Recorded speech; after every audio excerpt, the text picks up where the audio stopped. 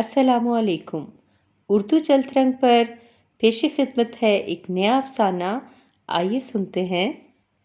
اس نے قد آدم آئینے میں اپنی نوک پلک سنواری، اوپر سے نیچے تک اپنا جائزہ لیا، مطمئن ہو کر پرس اٹھایا اور باہر نکل گئی۔ یا تو ایک سے ایک کارٹون رکشے والا نظر آتا ہے، یا پھر اب حالت یہ ہے کہ سارے گدھے کے سر سے سینگ کی طرح غائب ہیں۔ واہ بھائی واہ! وہ بڑبڑائی۔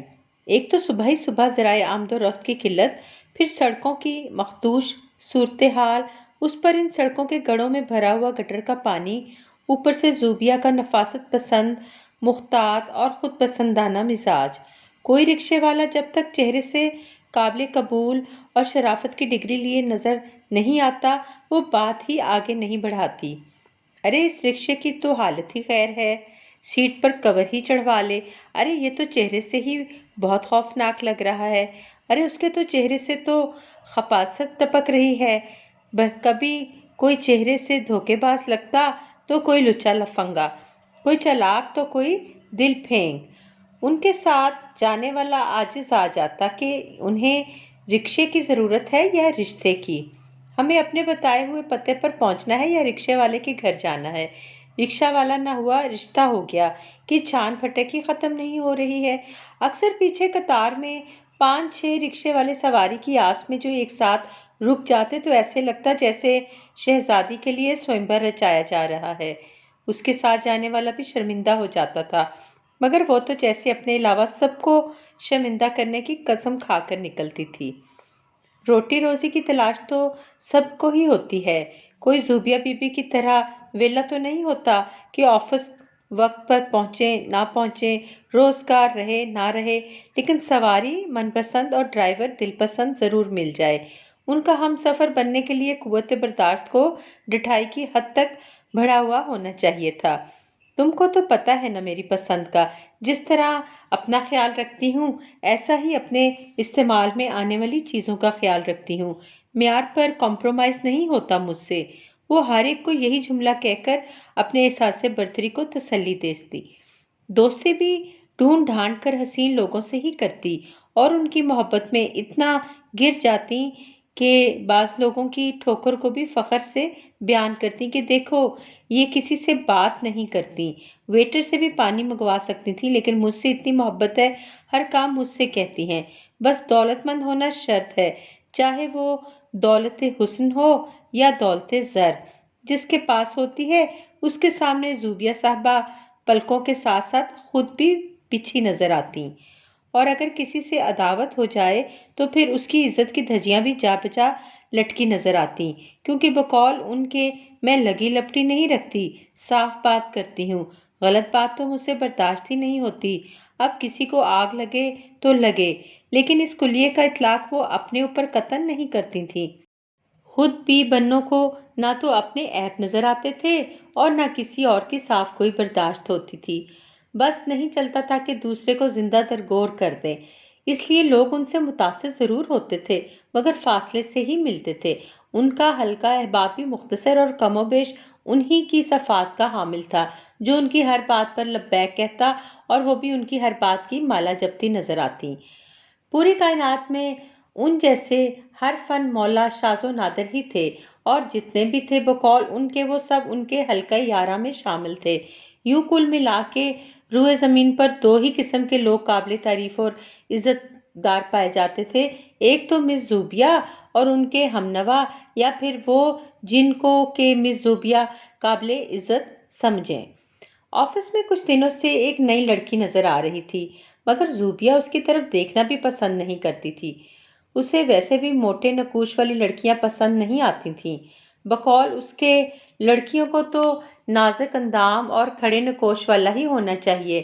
اس پر اس بیچاری کے ناک سے لے کر بائیں رخسار تک کالا نشان یعنی برتھ مارک تھا، مگر ایسا لگتا تھا جیسے جل گیا ہے۔ اسی سبب سے اس کا چہرہ پہلی نظر میں بڑا خوفناک لگتا تھا۔ پہلے پہل تو زوبیہ کو اسے دیکھ کر ہی ڈر لگتا تھا۔ وہ جہاں سے گزرتی وہ منہ پھیر لیتی تھی، وہ بات کرتی تو سر جھکا کر کام میں مصروف آنے کا ڈرامہ کرتے ہوئے اس کو نظر انداز کرنے کی کوشش کرتی، لیکن پھر ہلکا یارہ کی دوستی دیکھ کر اس کی طرف دیکھ کے بات کرنے کی ہمت کی تو احساس ہوا کہ وہ اتنی بری بھی نہیں جتنا اس نے سوچ رکھا تھا، لیکن ایک دن زبان پر قابو نہ رہا اور فطرت سے مجبور ہو کر مسکراتے ہوئے کہہ ہی دیا، یار سویرا، تمہاری آنکھیں اور ناک نقشہ تو پھر بھی قابل قبول ہے، مگر تم اس برتھ مارک کا کوئی علاج کرواؤ نا۔ اب تو ٹیکنالوجی اتنی جدت اختیار کر چکی ہے کہ کیا کچھ تبدیل نہیں کیا جا سکتا۔ برا نہ ماننا، رشتے کیسے آئیں گے تمہارے؟ لگتا ہے تمہاری ماں کو تمہاری چندہ فکر نہیں۔ کون احمق کہتا ہے کہ میری ماں کو میری فکر نہیں؟ آپ نے مجھے پال پوس کر بڑا نہیں کیا، اور کم از کم آپ کو میرے غم میں گھلنے کی ضرورت نہیں۔ میری ماں الحمدللہ کافی ہے۔ ارے تم تو برا مان گئی، تمہارے بھلے کی بات کر رہی تھی۔ سب کی بھلائی سوچنے کی بجائے اپنے بھلے کی فکر کیا کرے مس زوبیا۔ مالدار پارٹی ہو تو سوچا مشورہ دے دوں۔ صبح ہی زوبیا نے سویرا کو کار سے اترتے دیکھا تھا۔ سویرا کے خلاف امید برہم لہجے پر بکھلا کر جھنم مٹاتے ہوئے مسکراتے ہوئے بولی، پیسوں کے علاوہ بھی دنیا میں اور ہزاروں مسئلے ہیں زوبیا بی بی۔ سویرا بھی مسکراتی ہوئی کہہ کر اٹھ کر چلی گئی اور وہ اپنی سبکی پر جی جان سے جل کر بڑبڑانے لگی، یہ ہوتے ہیں گھنے لوگ۔ اچھی خاصی مالدار پارٹی ہے، مگر خود کو پہلے دفاتر میں جاب کر کے سیلف میڈ کہلانے کا ڈرامہ کرتی ہیں، پھر اپنی شکل دکھا کر لوگوں کی ہمدردیاں بھی بٹورتی رہتی ہیں۔ اس کو اس بات کا ہمیشہ قلق رہتا تھا کہ اس جیسی طرح دار شخصیت رکشے میں آئے اور بقول اس کے ایلے میلے لوگوں کے پاس پیسے کی ریل پیل ہے۔ کہنے کو خوف خدا بھی بہت تھا، مگر زبان کو تالو سے لگانا آسان کام نہیں تھا، وہ بھی زوبیا کے لیے جسے اپنی ناک کے نیچے کوئی نظر ہی نہ آتا تھا۔ مس زوبیا، منہ میٹھا کریں۔ کچھ دن بعد کا ذکر ہے کہ ارج اس کے سر پر مٹھائی کے ڈبے سمیت موجود تھی۔ گلاب جامن دیکھ کر ان کی آنکھیں چمکنے لگیں اور منہ میں پوری گلاب جامن رکھنے کے بعد میٹھا کھلانے کا سبب پوچھنے کا خیال آیا۔ بمشکل اشاروں کنائیوں سے کام چلا کر پوچھا تو جواب سن کر گلاب جامن کا نگلنا مشکل ہو گیا۔ کیا سویرا کی بات پکی ہو گئی ہے؟ مارے صدمے و حیرت کے وہ تو بات کرنا ہی بھول گئیں۔ اگرچہ خود کی شادی کو بھی 1 سال ہی ہوا تھا، مگر بقول اس کی شادی میں تاخیر کا سبب تو اس کے معیار کے لڑکے کی عدم موجودگی تھی، ورنہ تو ان کا حسن و نزاکت دیکھ کر بل گیٹس اور شہزادہ ہیلری جیسے لوگوں کی قطاریں بدی ہوئی تھیں۔ وہ تو بھلا ہو کہ گزرتی عمر کے خوف نے لڑکا پسند کرنے پر مجبور کر دیا، جو ساتھ رہنے والے بہن بھائیوں کی زندگی آسان ہو گئی تھی۔ ارے مہندی تو بہت خوبصورت لگوائی ہے۔ 2 دن بعد جب سویرا آئی تو سب نے ہی انٹرویو شروع کر دیا۔ اصاف بھائی کزن ہوں گے تمہارے، ہے نا؟ زوبیا نے اپنے شکوک کے اظہار کی ابتدا کرتے ہوئے پوچھا، کیونکہ ان کو یقین نہیں آ رہا تھا کہ جب حسین سے حسین ترین لڑکیاں اچھے بر کی تلاش میں گھر بیٹھی بوڑھی ہو رہی ہیں تو اس جیسی کو جسے نظر بھر کر دیکھنے کا دل نہ چاہے کہاں سے اچھا رشتہ مل گیا؟ ہو نہ ہو کوئی دور پرے کا غریب غربا قسم کا رشتہ دار ہوگا۔ رشتہ دار تو رشتہ داری کا پاس کر کے اس کے چہرے کے عیب کے ساتھ اسے برداشت بھی کر لیں گے، مگر کوئی غیر تو اس کو دیکھنے کے بعد دوبارہ اس کے گھر کا رخ بھی نہیں کرے گا۔ مگر ان کا یہ اندازہ غلط ثابت ہوا۔ ارے نہیں زوبیا، اصاف سے کہیں سے ہماری کوئی رشتہ داری نہیں ہے، بہت اچھے لوگ ہیں، اصاف بھی اور ان کے گھر والے بھی۔ اچھا، وہ اپنی حیرت پر قابو پانے کے باوجود اچھا کہنے پر ہی اٹک گئی، مگر پرتجسس طبیعت کو ابھی بھی قرار نہ آیا تو اپنے لہجے میں شگفتگی پیدا کرتے ہوئے بولی، ارے بھائی، جب پارٹی مالدار ہو تو سب اچھے ہی ہو جاتے ہیں۔ نہیں نہیں مس زوبیا، شک نہیں کرنا چاہیے، وہ لوگ واقعی بہت اچھے ہیں، بلکہ اصاف تو روز یہاں سے گزرتے تھے، ان کی پسند پر ہی یہ رشتہ طے ہوا ہے۔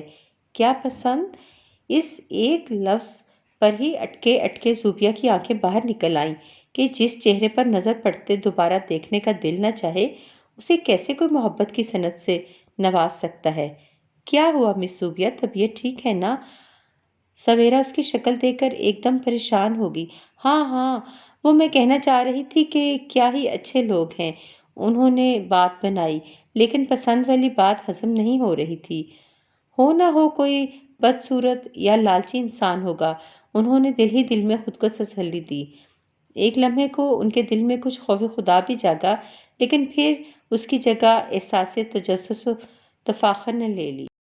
ان کے حلقہ احباب نے اسے دبے لفظوں میں ٹوکا بھی کہ اس طرح کھلم کھلا کسی کو اس کے عیب کا احساس دلا کر شرمندہ کرنا اچھی بات نہیں، مگر جب کوئی خود کو عقل کل مان لے تو ایسے پر نصیحت کا کچھ اثر نہیں ہوتا اور ایسے لوگوں کو کچھ بھی کہنا چھوڑ دیا جاتا ہے۔ مس زوبیا سویرا کا منگیتر ملنے آیا ہے، چلیں دیکھیں۔ 2 دن بعد آفس کے آف ٹائمنگ پر وہ نکلنے ہی والی تھی کہ زویا نے اطلاع دی۔ اس کا جذبہ تجسس پھر جاگ اٹھا اور آنکھیں چمک اٹھیں کہ اب ساویرا صاحبہ کی ساری اطراحٹ نکل جائے گی۔ خود کو بہت حسین سمجھ رہی ہیں نا کہ ہر راہ گیر ان پر مر مٹتا ہے۔ جانے کیوں ایک اندیکھی سی عداوت ہو گئی تھی اس سے ساویرا کے ساتھ۔ اسے خود سے کسی بھی معاملے میں کسی کا برتر ہونا برداشت ہی نہیں تھا، وہ بھی ایسے لوگوں کی برتری جسے وہ کسی طرح قابل عزت و توجہ نہ سمجھتی ہو۔ ارے زوبیا آئیں، میں آپ کو اصاف سے ملواؤں۔ پیچھے سے اسے سویرا کی آواز سنائی دی تو اس نے مڑ کر دیکھا اور ایک لمحے کو آنکھیں کھلی کی کھلی رہ گئیں، حیرت سے نہیں بلکہ صدمے سے۔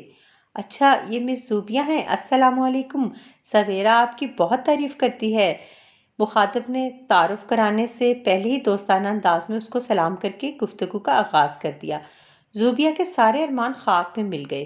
اصاف نہ صرف شکل و صورت کے اعتبار سے ان کے معیار پر پورا اتر رہا تھا بلکہ اس کے بات کرنے کا انداز بھی بہت شریفانہ تھا، اور جن والہانہ نظروں سے وہ سویرا کو دیکھ رہا تھا اس سے تو اس کے تن بدن میں اور آگ لگ رہی تھی۔ بھلا سویرا بھی کوئی اس طرح دیکھے جانے کے قابل ہے؟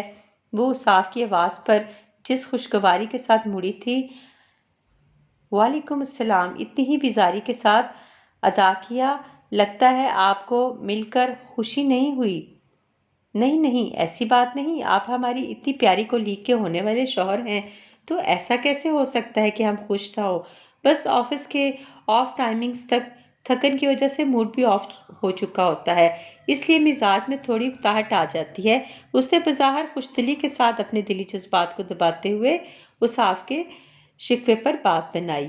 کوئی بات نہیں، اب انشاءاللہ رخصتی پر آپ سب سے ملاقات ہوگی۔ کیوں سویرا، سب کو بلاؤ گی نا؟ اس نے سویرا کو چھیڑتے ہوئے دیکھا اور سویرا نے اس کی نظروں کے ارتکاز کو توڑتے ہوئے فوراً کہا، کیوں نہیں، بالکل سب کو بلائیں گے۔ اور پھر زوبیا نے خود دیکھا کہ کس دھوم دھام سے سویرا کی شادی ہوئی اور کیسے اس کے سسرال والوں نے اسے ہاتھوں ہاتھ لیا۔ وہ تو آخر تک اسے دکھاوے کی محبت اور پیسے کی چمک ہی گردانتی رہی، ورنہ اس کی نظر میں تو سویرا سے کہیں خوبصورت اس کی ماسی تھی۔ مہینہ بھر بعد جب سویرا آئی تو لگ ہی نہیں رہا تھا کہ یہ وہی سویرا ہے۔ محبتیں حقیقتاً انسان کو بدل دیتی ہیں، زویا نے اسے پیار سے دیکھتے ہوئے کہا۔ کہاں بہن، زوبیا نے تمسخرانہ انداز میں بغور دیکھا، مگر اسے ابھی بھی اس کے چہرے کا سیاہ دھبا ہی نظر آیا۔ بعض اوقات انسان دوسروں کے دھبوں کو دیکھنے میں اتنا گم ہو جاتا ہے کہ اپنی زندگی پر لگنے والے دھبوں کو خاطر میں نہیں لاتا، جب تک کہ اسے جھنجھوڑ کر اس کے دھبے نہ بتائے جائیں۔ 2 سال ہو چکے تھے۔